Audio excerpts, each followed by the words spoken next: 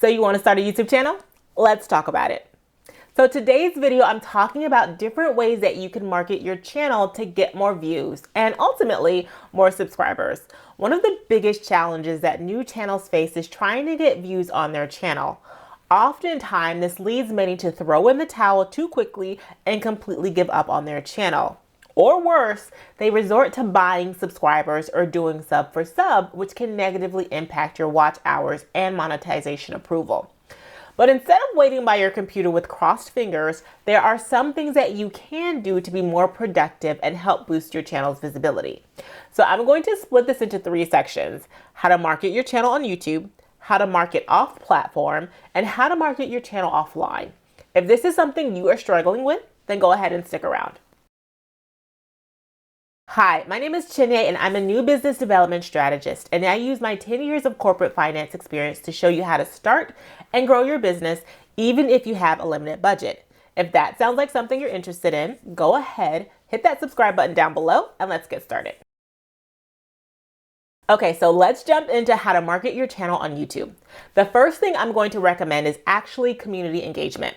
So what that means is essentially interacting with other creators and viewers within the niche in which you create content by finding channels within your niche and commenting and responding in that creator's comment section. Now, I'm not talking about spamming their comment section with links to your channel. What I'm talking about is leaving genuine, thoughtful responses that demonstrate that you watched that creator's video and are contributing actual value to the community that you want to be a part of. So for both of my channels that I have had in the past, this has been the biggest and quickest way that I have seen growth. So definitely don't sleep on this. Now, here are 2 important things that you need to do for this strategy to work.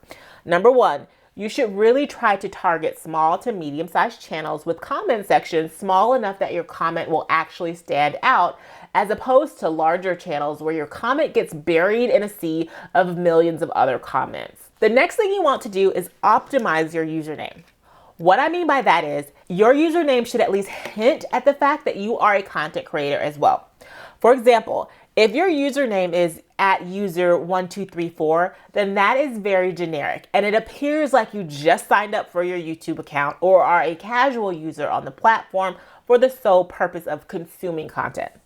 On the flip side, a username like @thefashionfiles actually sounds like someone that has taken the time to brand themselves with something memorable and may potentially be creating content. Now, that's not always the truth, but illusion goes a long way. The reason why this is important is because you don't want to spam other people's pages by telling folks to go watch your channel or that you just posted a video. That is extremely rude and very spammy. Instead, leaving a thoughtful comment with a branded handle sends those same signals without being obvious. Additionally, the engagement that you leave on the creator's channel helps them, so you are leaving your calling card while also helping out that fellow creator as well. Another great way to market your channel on YouTube is through collaborations with other creators. Now, these collaborations allow you to tap into another creator's views, which increases your exposure to each other's audiences. Now, when you are thinking about which content creator to reach out to, there are 3 things I would suggest looking at. Number 1, make sure that you're in the same or similar niche. There is no point in trying to get in front of an audience that wouldn't be interested in your content. Number 2, it's going to be a bit easier to do collaborations with content creators that have a comparable subscriber count. You may find it hard to get collaborations with content creators who are significantly larger than you. Also, it's going to be a more balanced exchange and benefit to each creator involved if you all are within the same size range. One person isn't going to feel like they aren't getting anything from the collaboration if you all are of a similar size. Finally, you want to make sure that you and your collaborator have similar shared values and style. The last thing you want is for your association with a potentially problematic person to cause issues for you down the road. So just make sure that you are comfortable with the affiliation before you proceed. Now, in my ebook, I have some more helpful tips on how to approach collaborators and how to maximize the impact of those collaborations. I also have a handy email template that you can use to reach out to potential collaboration partners as well. You can insert your information into the corresponding slots and email the creator with your ideas. So go ahead and grab that ebook down in the description box below. The last two strategies are creating content using trends within your niche and paid advertising and promotions. I won't go into much detail on any of these. You can go ahead and grab the ebook if you want more details. I don't want this video to be heinously long, and I really want to spend a bit more time on marketing off platform. So let's go ahead and jump into that. Okay, so there are two different categories that you can leverage for marketing your YouTube channel and videos off of your YouTube platform. The first one is via your own social media platforms through posting to your audience on those platforms. So of course you have Instagram, Facebook, and Twitter, but my favorites are TikTok and Pinterest. Now with these strategies, you are essentially letting your followers on other platforms know that you have posted new content that they can check out.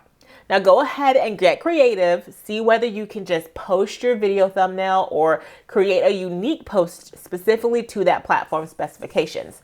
So feel free to go ahead and do that. For some of these platforms, you can even embed your video right into these platforms' feeds.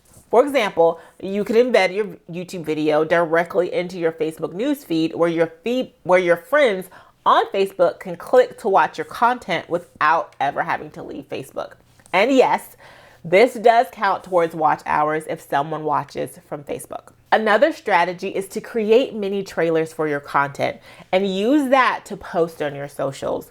This would be especially helpful for those social platforms that use the vertical video format as opposed to the horizontal format that YouTube uses for their long form videos.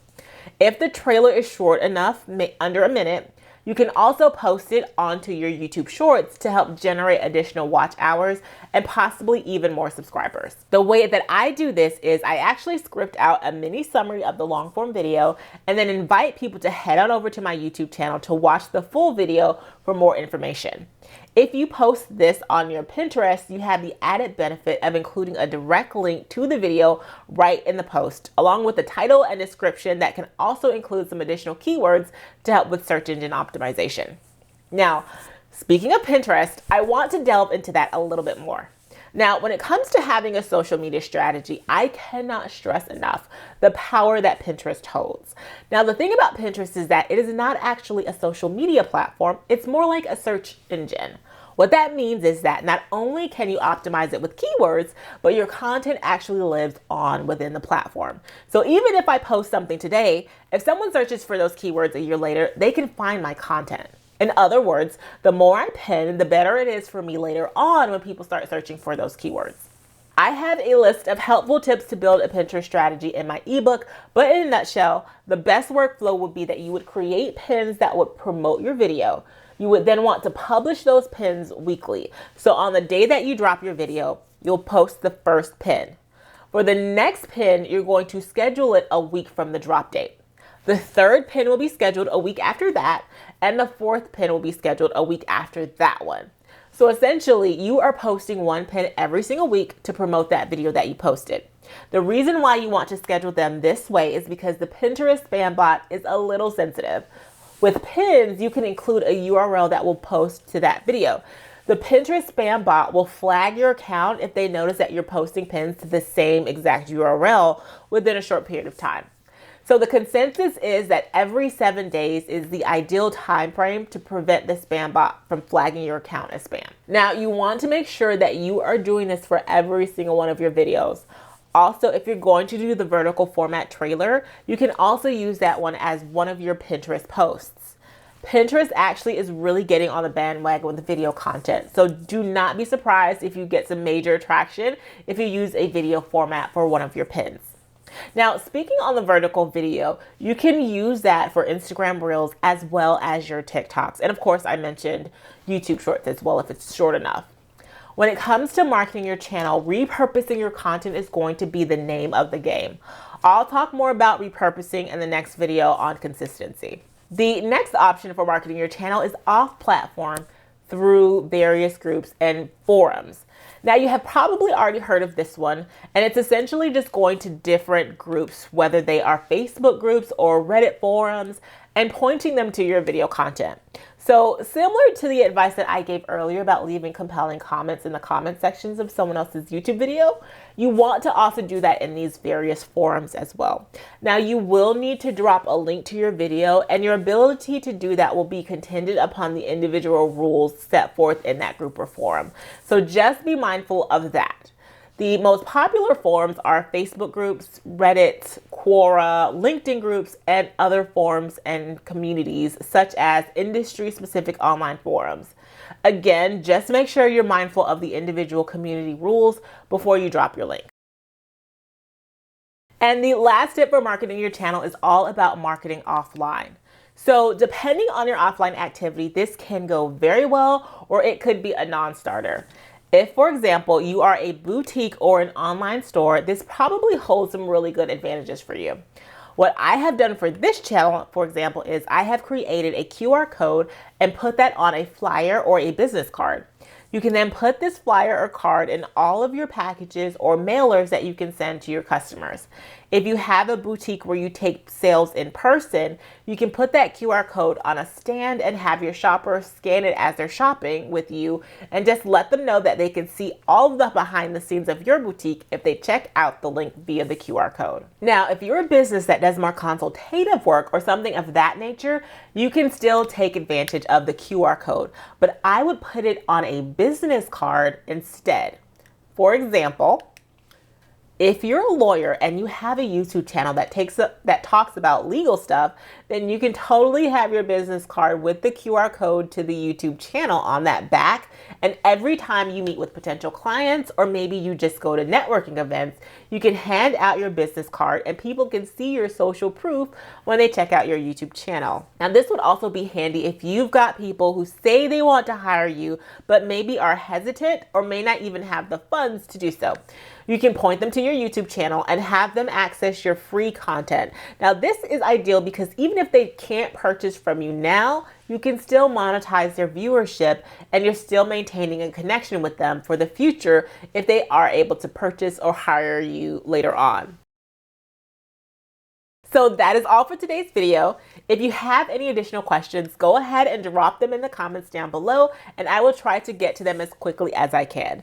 If you would like some additional help with strategizing for your channel, whether that's for marketing or monetization purposes or something else that you've heard in this series, or for your future day 1 to day 100 business goals, feel free to head on over to my website at businessonabudgetco.com and go ahead and book a session with me and we can talk more about it.